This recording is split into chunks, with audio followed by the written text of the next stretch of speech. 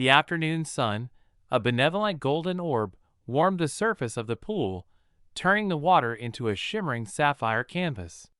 Karen floated, utterly serene, a designer straw hat tilted just so to shade her face, a meticulously manicured hand occasionally trailing through the cool depths. This was her sanctuary, her reward for a week of navigating the petty grievances of her HOA board, managing demanding contractors, and generally ensuring the universe bent to her exacting standards. The rhythmic lapping against the ceramic tiles was the only sound she permitted herself to register, each whisper of water a testament to her chosen tranquility. Her eyes, hidden behind oversized, chic sunglasses, surveyed the meticulously sculpted landscaping, the empty chaise lounges, the absolute, blissful emptiness of her private corner of the community oasis. It was perfect. She had arrived precisely at 2 p.m., a time she knew most families were either eating late lunches or wrangling toddlers for nap time. The pool, for a precious 90 minutes, was hers. This was not merely a dip. It was an act of self-care, a strategic reclamation of peace, meticulously planned and fiercely defended. A faint jingle, like a distant whisper of chaos, drifted from the gate at the far end of the pool area. Karen's brow furrowed, a tiny ripple in her carefully constructed calm. She chose to ignore it. A stray delivery driver, perhaps, lost in the maze of perfectly symmetrical cul-de-sacs. Or a new resident, blessed their uninformed hearts, mistakenly believing they could disrupt her afternoon. The jingle grew louder, accompanied by the distinct, heavy thud of paws on concrete. Karen's breath hitched. Dogs? Here? In her pristine, adults-only designated hours? The audacity. She pushed herself up slightly, bracing her elbows on the cool edge, her irritation already bubbling beneath her tranquil facade. Through her tinted lenses, she saw them. A woman young, probably in her late 20s, with an air of casual confidence that Karen immediately found grating, held a leash. At the end of that leash was a beast. It was a German shepherd, magnificent in its size, its coat a rich blend of black and tan, muscles rippling beneath glossy fur.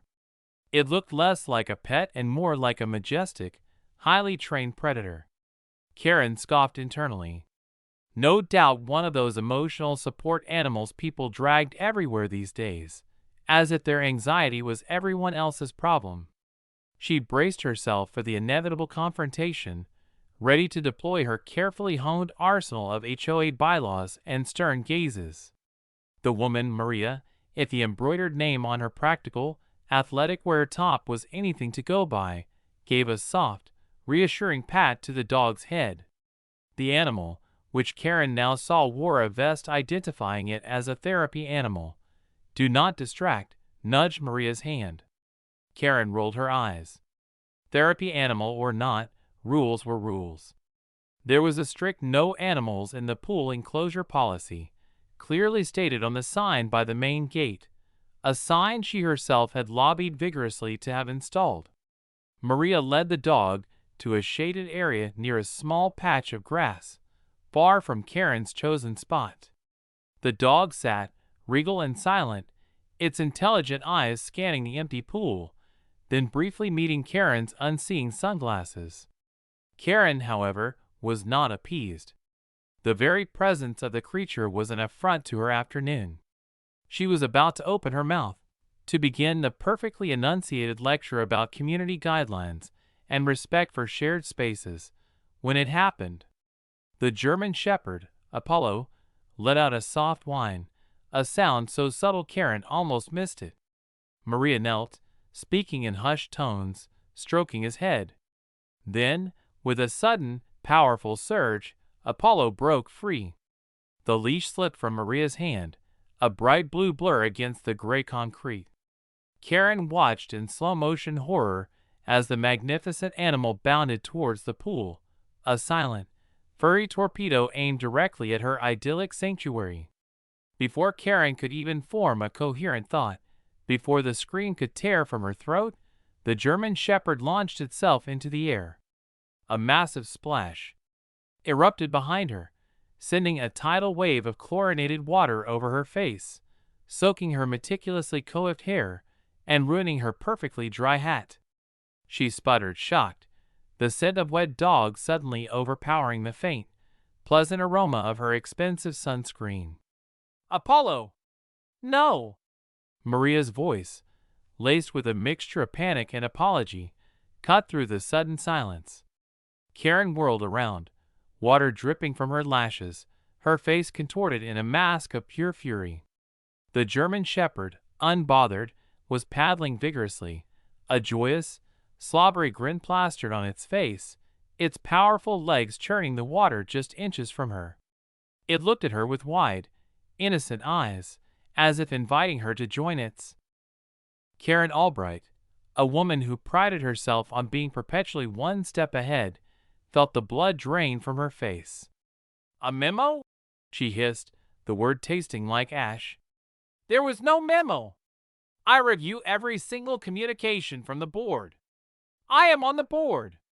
There's absolutely no way a change of this magnitude would slip past me." Her voice, usually a weapon of precise articulation, wavered with a mixture of disbelief and burgeoning panic. This was an unprecedented affront to her authority, a direct challenge to her meticulous oversight. Maria, though still holding a damp, somewhat sheepish Apollo, looked far less contrite now. Her chin lifted slightly, a subtle but significant shift in her posture. "Well, perhaps you were otherwise occupied, Mrs. Albright. The email was sent out on the 10th. From Board President Thompson. Subject line, important amendment to pool use policy, therapy animals.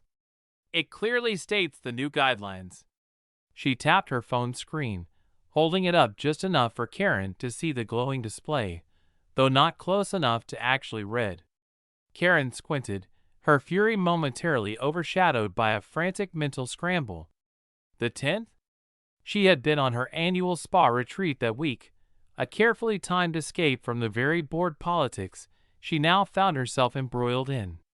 But even then, her assistant was supposed to filter urgent emails, and her own system was foolproof. This couldn't be happening. A rule, one she had personally championed, subverted without her knowledge? The sheer audacity was almost admirable, if it weren't so infuriating. "Even if such an email exists," Karen bluffed, regaining a sliver of her composure, "which I highly doubt, a mere email does not constitute a formal policy change. All amendments require a vote, formal minutes, and a physical posting of the updated regulations. Where is the updated sign? Where are the official minutes from this alleged meeting?"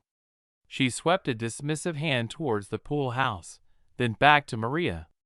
"You're clearly mistaken, or worse, deliberately trying to circumvent established rules." Maria's small smile widened, a flicker of genuine amusement now in her eyes. "Oh, the vote happened, Mrs. Albright, and the minutes were distributed. As for the sign, I believe it's on order. But the policy is active." She paused, then added, almost as an afterthought, "And for your information, Apollo is a licensed therapy animal, specifically trained for emotional support for individuals with PTSD.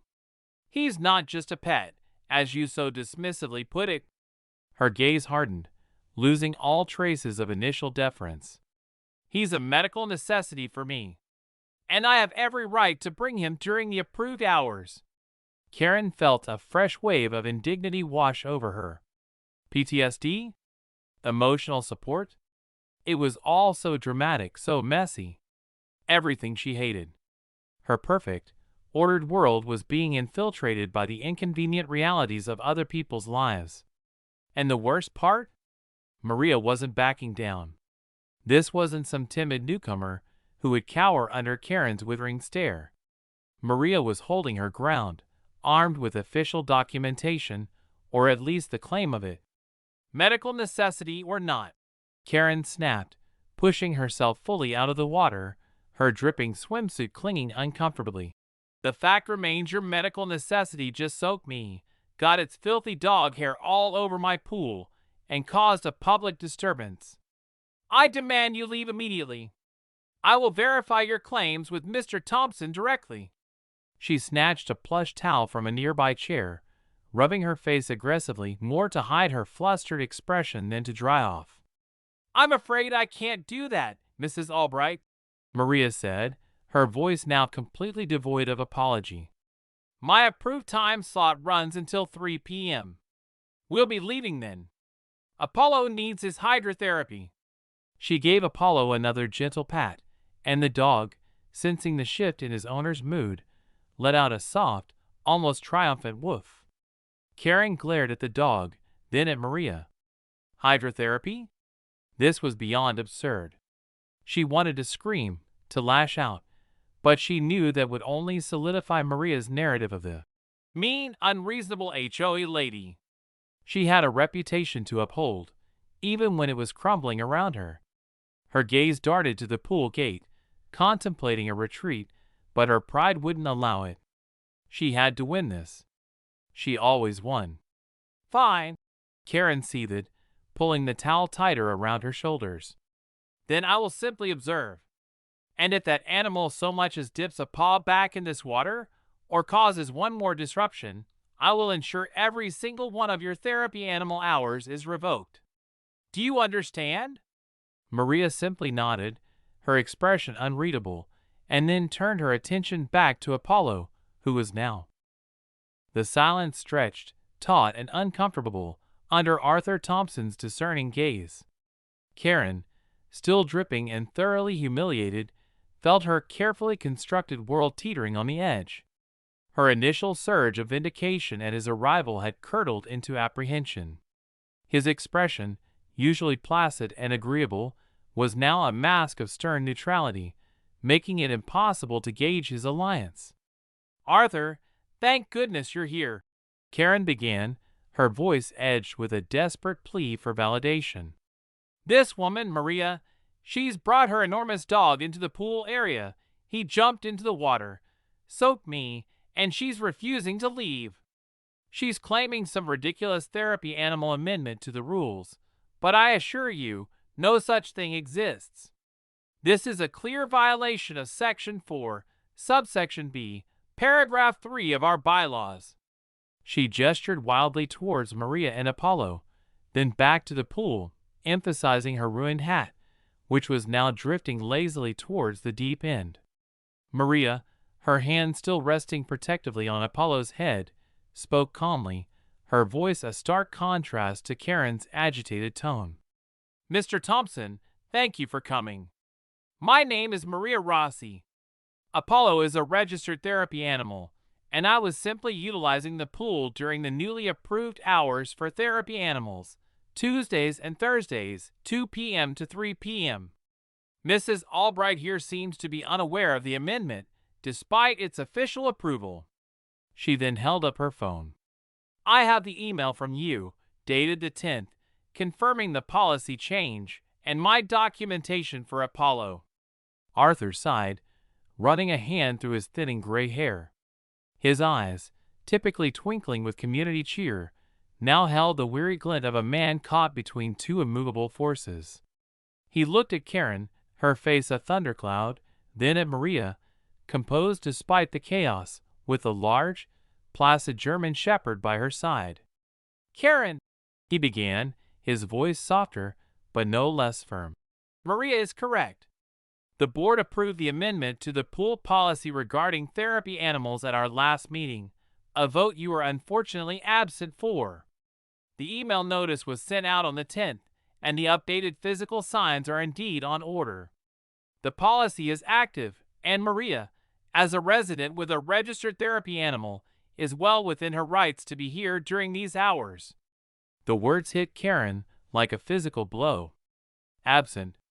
Absent? She had never been absent from a crucial board vote. Her spa retreat suddenly felt like a betrayal. The email? She hadn't seen it. Her assistant, Brenda, was supposed to flag anything important. This was a monumental oversight, a crack in her perfect system, and it had been ruthlessly exposed. The humiliation was scalding. But But the dog jumped in. He soaked me. That's not part of any hydrotherapy protocol. Karen protested, her voice rising in pitch. The injustice of it all was overwhelming. Even if the policy was real, the incident was still Maria's fault. Arthur turned his attention to Maria. Maria, while the policy allows for therapy animals in the enclosure during these hours, it specifically states they must remain leashed and not enter the water unless for medical reasons in the shallow end, and then only with proper supervision and sanitation protocols in place. Did Apollo enter the water? Maria's shoulders drooped slightly. He did, Mr. Thompson. I was momentarily distracted, and he slipped his leash. He's never done that before. He saw Mrs. Albright in the water and just jumped. I'm truly sorry, Mrs. Albright, for that. It was an accident. Her voice was earnest, laced with genuine regret. Apollo, as if understanding he was the topic of discussion, let out a small, apologetic whimper. Karen, seeing a flicker of weakness, seized upon it. An accident? He could have bitten me. He could have drowned me.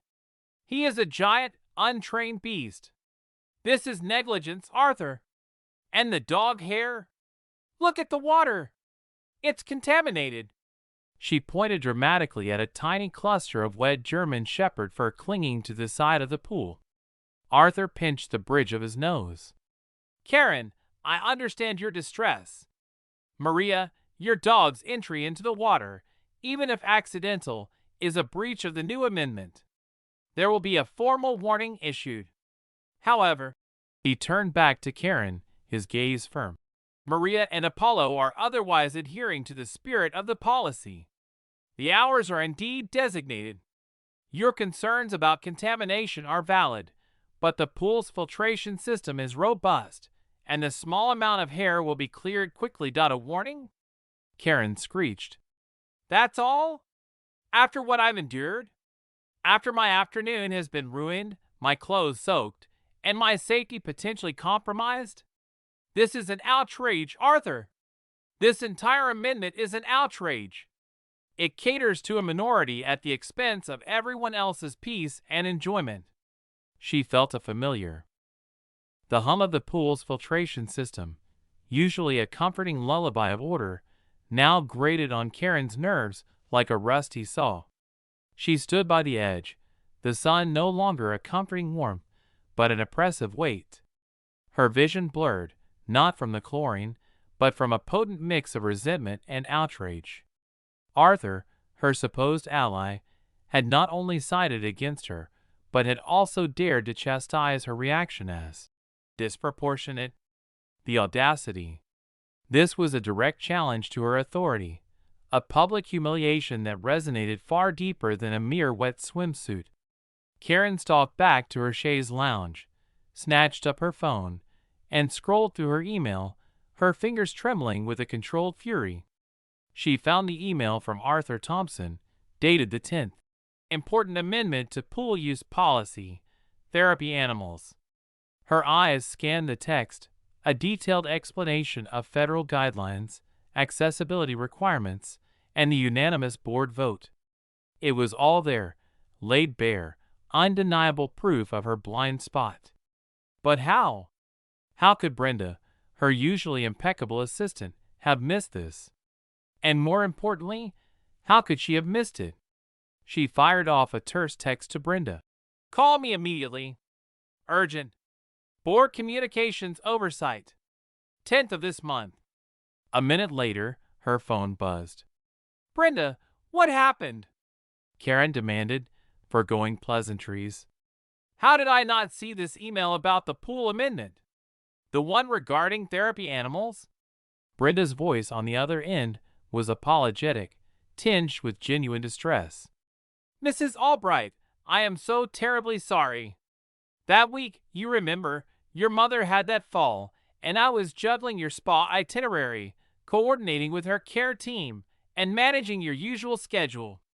I created a priority action folder for all urgent HOA emails, but I must confess that specific one, It slipped through the cracks. It was marked general information by the system, and with everything else. I deeply apologize. Karen gripped her phone tighter. Her mother's fall. Yes, that chaotic week. But still, an excuse was not a solution. Unacceptable, Brenda. Completely unacceptable. This has caused me considerable distress and public humiliation. I expect you to rectify this immediately. Go through every single board communication from the last 3 months. Every word. Find me any loophole, any technicality, any obscure bylaw that might overturn this egregious amendment. Yes, Mrs. Albright, Brenda said, her voice small. Right away. Karen hung up, feeling a fleeting surge of satisfaction, quickly replaced by the bitter taste of reality. Brenda's error didn't erase the policy. It only explained her ignorance. Now she had to fight. She would find a way. She always did. Her gaze drifted back to the gate where Maria and Apollo had exited. The woman's calm demeanor, her quiet defiance, her invocation of service overseas, and PTSD, it all rankled Karen. She hated feeling vulnerable, especially to sentimentality. This wasn't about sympathy. It was about adherence to rules, about maintaining the pristine environment she paid handsomely to enjoy. Karen then began her own meticulous research, pulling up the HOA's comprehensive digital archives on her tablet. She delved into the minutiae of the community bylaws, cross-referencing them with state and federal disability acts. Her fingers flew across the screen, a relentless predator seeking weakness. Every clause, every subsection, every obscure legal precedent was scrutinized. She ignored the gnawing sense of hunger, the persistent headache, the lingering dampness of her swimsuit. This was war, and Karen Albright was a formidable general. Hours passed. The sun began its slow descent, painting the sky in hues of orange and purple.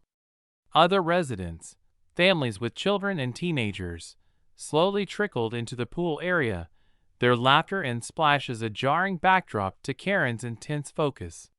She barely registered them. Finally, a faint glimmer. Section 6, Paragraph C.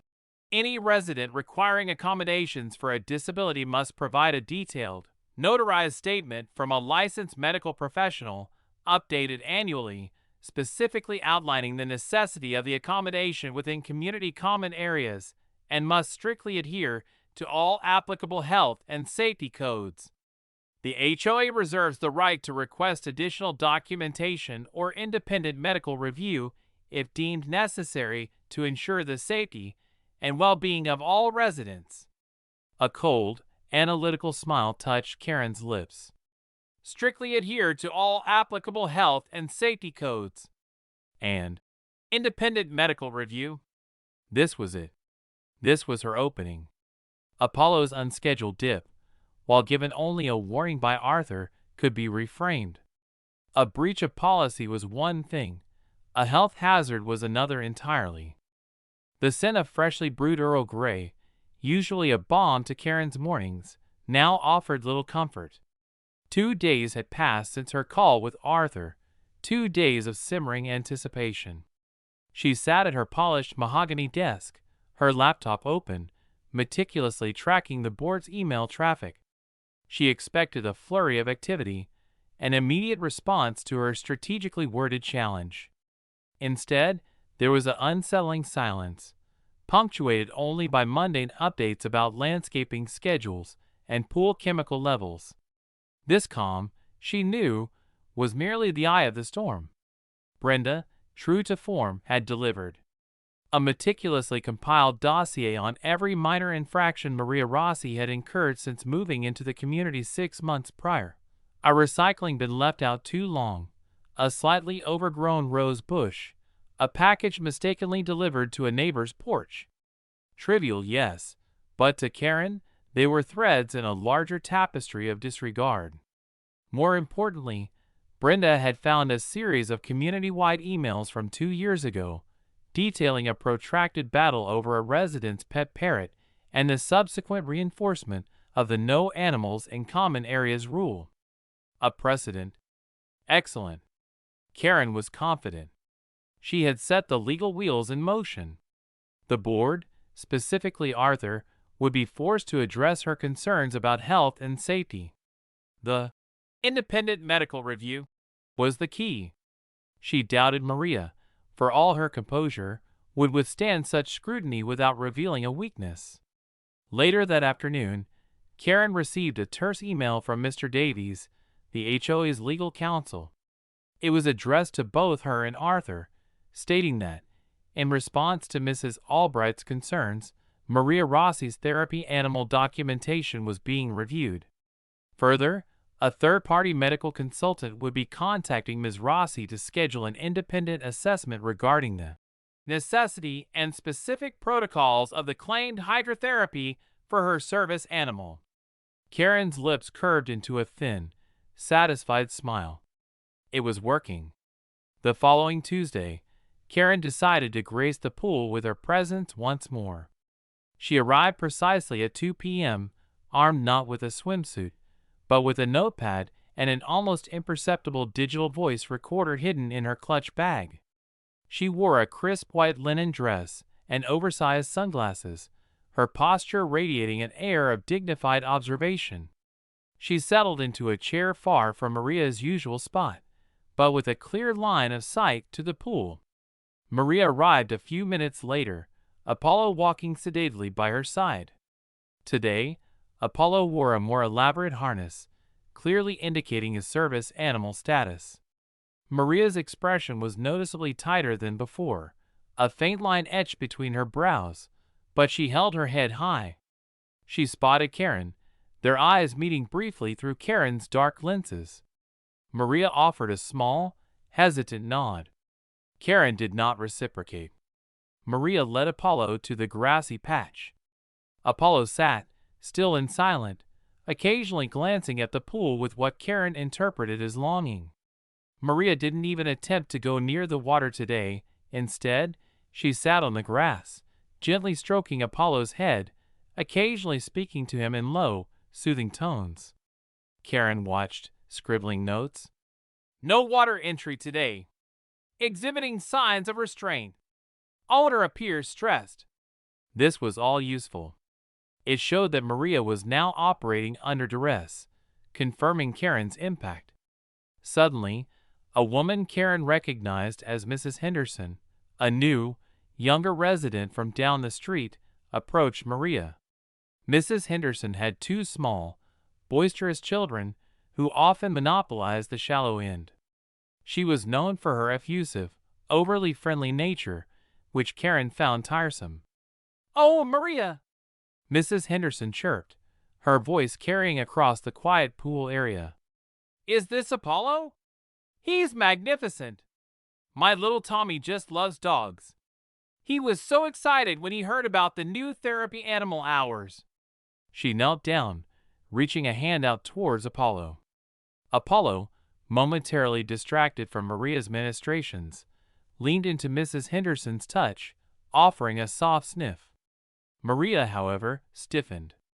"Please, Mrs. Henderson, he's a service animal. It's best not to distract him while he's working." Her voice was polite but firm.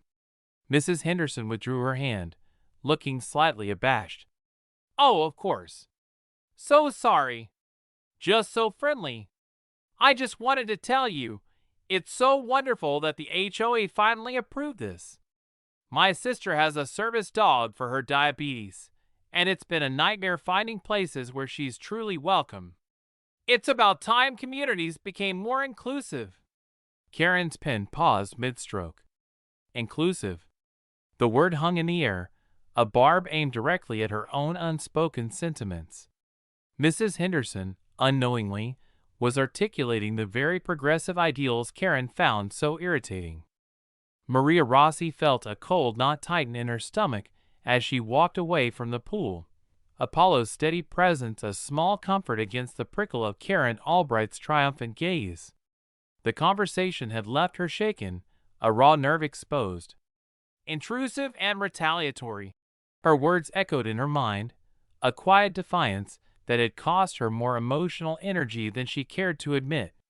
Karen's condescending smile, her thinly veiled threats, were a stark reminder of the uphill battle Maria now faced.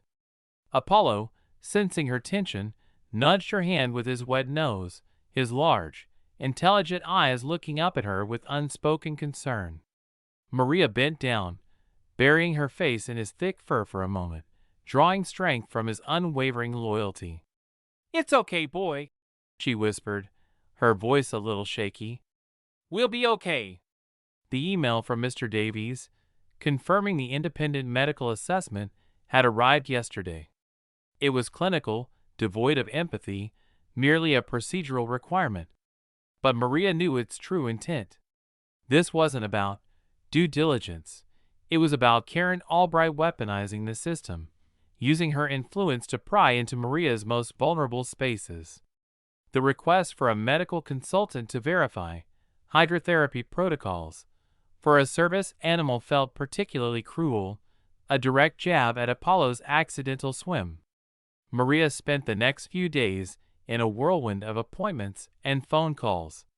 Her own therapist, Dr. Aris, was outraged by the HOA's demand for an independent medical review, calling it an overreach and a clear violation of privacy, especially given Maria's well-documented history. Yet, for Apollo's sake, for her own peace of mind, Maria agreed to cooperate. She couldn't afford to give Karen Albright any legitimate grounds for complaint.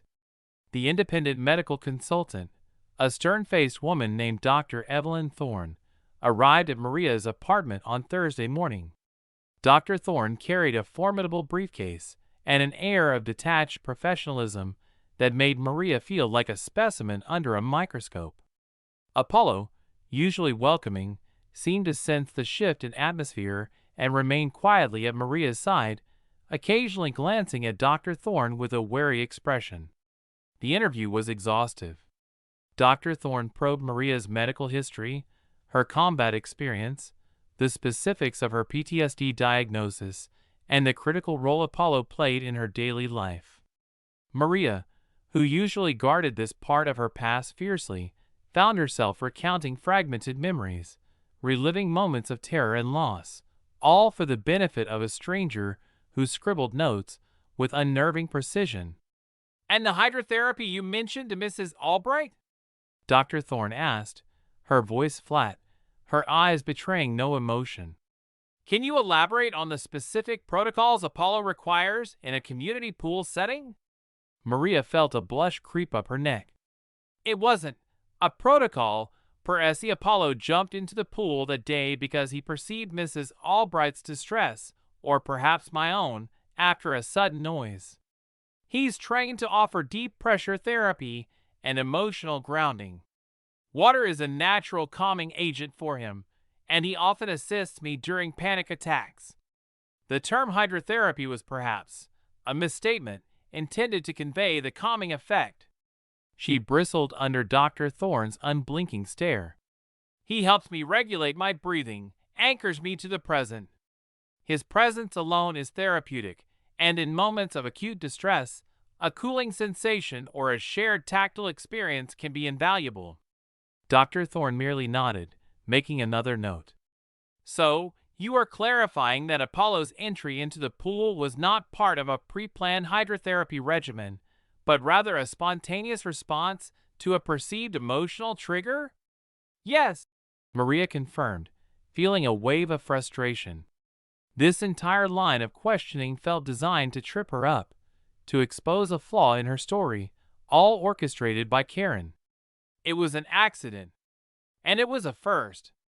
He's usually impeccably behaved." The interview concluded after 2 grueling hours. Dr. Thorne offered no comfort, no reassurance, simply a curt, "The report will be submitted to the HOA board." Maria watched her leave, feeling utterly drained, her carefully constructed emotional barriers battered. The thought of Karen Albright reveling in this intrusion fueled a quiet, burning anger within her. A week later, Maria received an email from Mr. Davies. The independent medical consultant's report had been submitted to the board. It stated that, while Ms. Rossi's diagnosis of PTSD and the efficacy of Apollo as a service animal were unequivocally substantiated, the claim of hydrotherapy protocols for a community pool